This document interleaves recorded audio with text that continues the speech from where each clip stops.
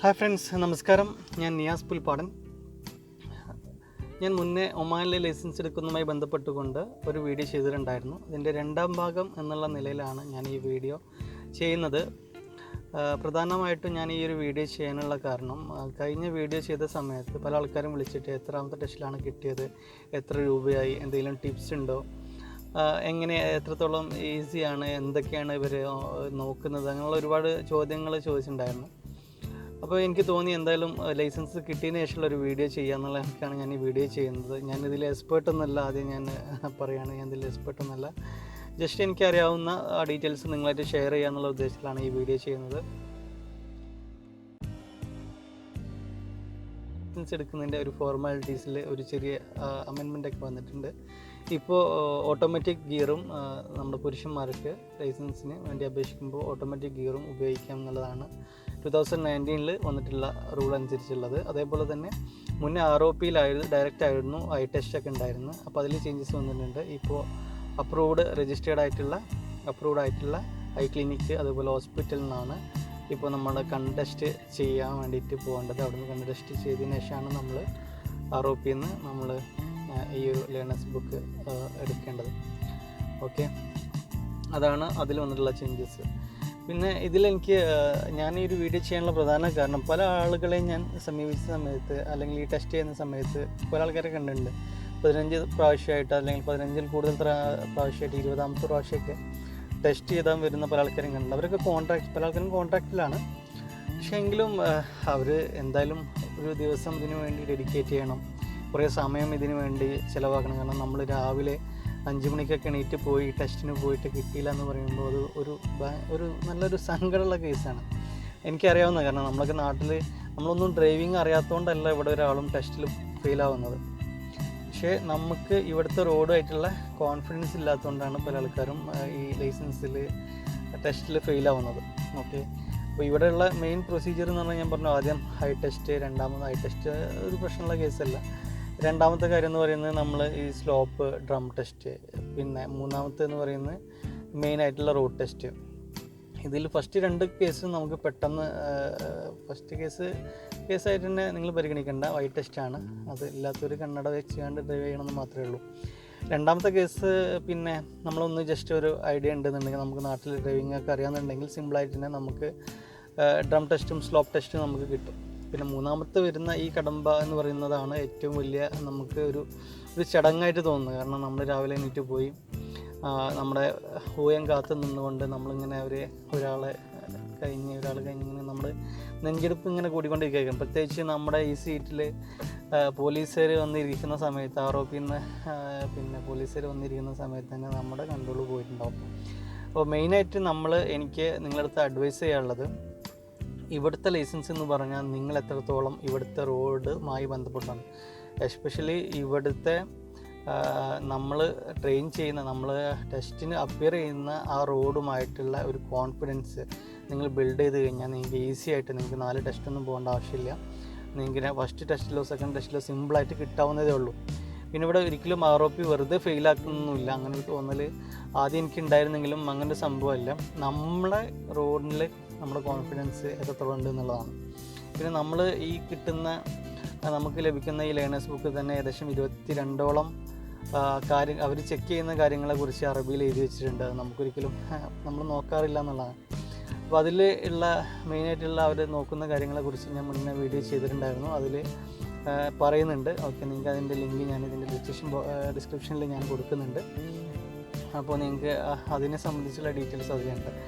ഇവിടെ എനിക്ക് ലൈസൻസ് എടുക്കാൻ വേണ്ടിയിട്ടുള്ള ഏറ്റവും നല്ല ടിപ്പ് എന്ന് എനിക്ക് തോന്നിയിട്ടുള്ളത്, എൻ്റെ ട്രെയിനർ ഉണ്ടായിരുന്നു, മുഹമ്മദ് എന്ന് പറഞ്ഞിട്ടുള്ള ഒരു പുള്ളിയായിരുന്നു. പുള്ളി ഒരു പള്ളിയിലെ ഇവിടുത്തെ ഒരു മസ്ജിദിലെ ഇമാമായിരുന്നു. അതുകൊണ്ട് തന്നെ പുള്ളി ഇങ്ങനെ ക്യാഷിൻ്റെ കാര്യവുമായി ബന്ധപ്പെട്ട് പുള്ളിക്ക് അത്ര ഒരു അത്യാർത്ഥം ഇല്ലാത്തതുകൊണ്ട് തന്നെ എനിക്ക് ഈ ഒരു ലിമിറ്റേഷനിൽ ഈ പറഞ്ഞ 350 വന്നിട്ടുള്ളൂ. എൻ്റെ ഫ്രണ്ട് ചെയ്തത് ഏകദേശം 600-700 വന്നിട്ടുണ്ട് പല ആൾക്കാരും.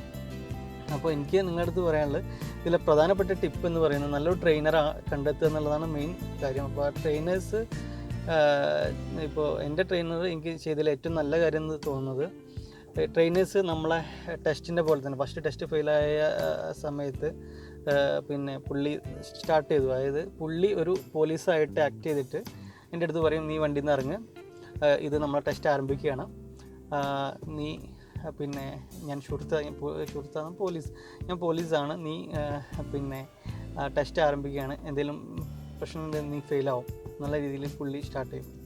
അങ്ങനെ ഒരു ടെസ്റ്റ് അങ്ങനെ പുള്ളി അങ്ങനെ ചെയ്യും. അപ്പോൾ അതിൽ നമ്മൾ എന്തെങ്കിലും മിസ്റ്റേക്ക് ഉണ്ടായി പുള്ളി അപ്പോൾ തന്നെ സൈഡാക്കാൻ പറയും, നീ ഫെയിൽഡാന്ന് പറയും. പിന്നെ രണ്ടാമത് തന്നെ വണ്ടിയിൽ നിന്ന് ഇറക്കിയിട്ട് പിന്നെയും പുള്ളി വണ്ടിയിൽ കയറ്റും.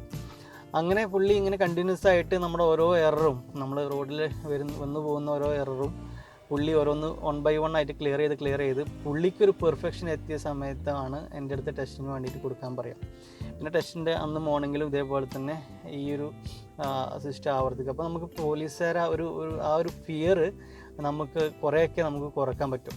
ഈ ഫിയറാണ് ഇവിടുത്തെ ഏറ്റവും വലിയ ഫെയിൽ ആവാനുള്ള ഏറ്റവും വലിയ ഫാക്ടർ, ഫിയർ ഓഫ് ഫെയിലിയർ എന്നുള്ളതാണ്. അപ്പോൾ അത് നമുക്ക് ഒരു പരിധി എന്നല്ല, ഒരു 95% നമുക്ക് ഇതിലൂടെ റിക്കവർ ചെയ്യാൻ പറ്റും. ഞാൻ പല ഫ്രണ്ട്സിൻ്റെ അടുത്തും ചോദിച്ച സമയത്ത് അവർ പറഞ്ഞിട്ടുണ്ടായിരുന്നു, ട്രെയിനേഴ്സ് ഈ രീതിയിലൊന്നും ചെയ്യുന്നില്ല, ജസ്റ്റ് വരുന്നു റോട്ടിലൂടെ ഓടിക്കുന്നു. അപ്പോൾ അവരാണ് കൂടുതൽ. ഇപ്പോൾ ഞാൻ 10 പ്രാവശ്യം 15 പ്രാവശ്യമൊക്കെ ഫെയിൽ ആയ ആൾക്കാരെ കണ്ടിട്ടുണ്ട്. അതേപോലെ തന്നെ ഇപ്പോൾ മസ്കത്ത് നിന്നൊക്കെ പേടിച്ചിട്ട് പിന്നെ സമയിലും അതേപോലെ ഇബ്രയിലും ഒക്കെ പോയി ടെസ്റ്റ് ചെയ്ത കുറേ ആൾക്കാരുണ്ട്. പക്ഷേ അവർക്കും ഈ പറഞ്ഞ 5ഉം 6ഉം 7ഉം 8ഉം തവണയ്ക്ക് തന്നെ അവർക്കും കിട്ടുന്നു. ചില ആൾക്കാർക്ക് 10 പ്രാവശ്യം ആയിട്ട് കിട്ടുന്നുണ്ട്. അവിടെ സംഭവം ട്രാഫിക് കുറവാണ് എന്നുള്ള ആ ഒരു ഇത് മാത്രമേ ഉള്ളൂ. പക്ഷേ എൻ്റെ അഭിപ്രായത്തിൽ നിങ്ങൾ ഏറ്റവും മസ്കത്തിലല്ലേ വണ്ടി ഓടിക്കാം, മസ്കത്തിലൊക്കെ വണ്ടി ഓടിക്കുന്നവരാണെങ്കിൽ മസ്കത്തിൽ നിന്ന് ലൈസൻസ് എടുക്കണം എന്നാണ് എൻ്റെ ഒരു അത് നമ്മൾ പേടിച്ച് പോയിട്ട് പ്രത്യേകിച്ച് കാര്യമൊന്നുമില്ല. പേടിച്ച് പോയ പലരും ഈ പറഞ്ഞ 5ൽ കൂടുതൽ തവണ ഫെയിലായ ആൾക്കാരെ എനിക്കറിയാം. അതുകൊണ്ടാണ് ഞാൻ പറയുന്നത്. അപ്പോൾ നമ്മളെ സംബന്ധിച്ച് ഏതാണോ റോഡ്, ആ റോഡിനെ സംബന്ധിച്ച് നന്നായിട്ട് നമ്മൾ ഒരു ഐഡിയ ഉണ്ടാക്കി വയ്ക്കുക.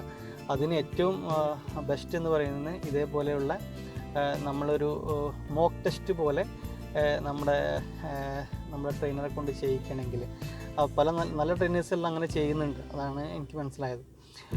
അപ്പോൾ ആ രീതിയിൽ നിങ്ങൾ വർക്കൗട്ട് ചെയ്യണമെങ്കിൽ നിങ്ങൾക്ക് സിമ്പിളായിട്ട് നിങ്ങൾക്ക് ലൈസൻസ് ഫസ്റ്റ് എന്തായാലും ആദ്യത്തെ 5ൻ്റെ ഉള്ളിൽ നിങ്ങൾക്ക് എന്തായാലും ലൈസൻസ് കിട്ടും. അത് മസ്കത്തിൽ കിട്ടും. ഞാൻ പറഞ്ഞു വേറൊരിടത്താണെങ്കിൽ ഫസ്റ്റ് ടെസ്റ്റ് തന്നെ നിങ്ങൾക്ക് കിട്ടുമെന്ന് 100% എനിക്ക് ഗ്യാരണ്ടി തരാൻ പറ്റും. അതേപോലെ തന്നെ രണ്ടാമത്തെ കേസ് എന്ന് പറയുന്നത് നമ്മൾ ഈ ഷുർത്ത,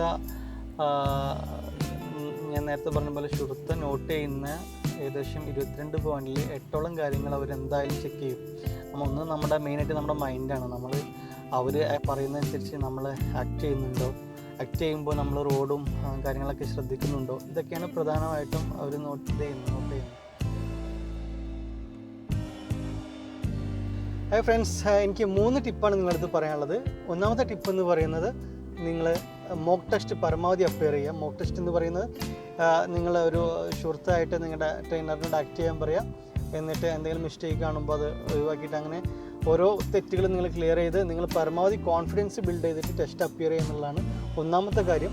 രണ്ടാമത്തെ കാര്യം എന്ന് പറയുന്നത് ഫിയർ ഓഫ് ഫെയിലിയർ, തോൽക്കുന്നുള്ള പേടി നിങ്ങളുടെ മനസ്സിൽ നിന്ന് ആദ്യം മാറ്റിക്കളയാം. നിങ്ങൾക്ക് പേടി മനസ്സിലുണ്ടെന്നുണ്ടെങ്കിൽ ഒരിക്കലും നിങ്ങൾക്ക് ലൈസൻസ് കിട്ടില്ല.